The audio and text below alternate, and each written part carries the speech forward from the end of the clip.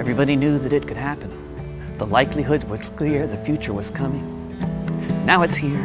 They had to fix the levees, 'cause otherwise they'd break. On one side was the city, above it was the lake. It was in the daily papers, in bold letters was the writ. What would happen when the big one hit?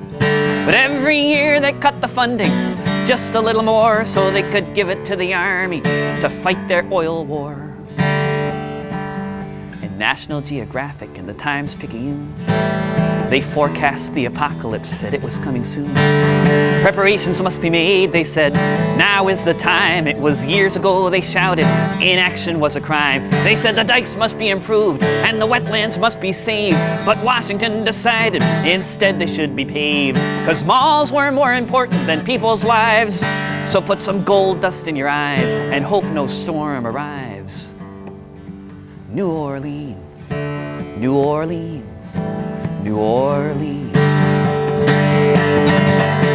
Years and years warning, no evacuation plan. It was just if the waters rose, get out if you can. There were no buses, no one chartered any trains.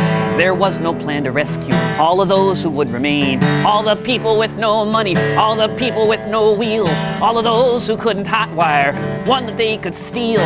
Thousands and thousands of people abandoned by the state, abandoned by their country, just left to meet their fate. New Orleans, New Orleans, New Orleans.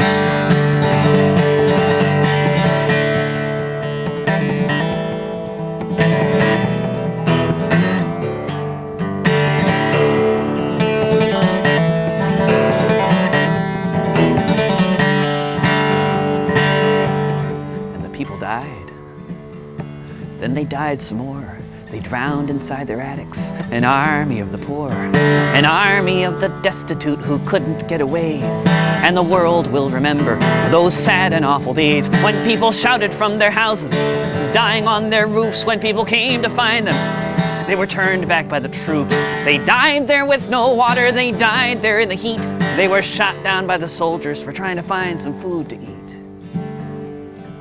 New Orleans, New Orleans, New Orleans.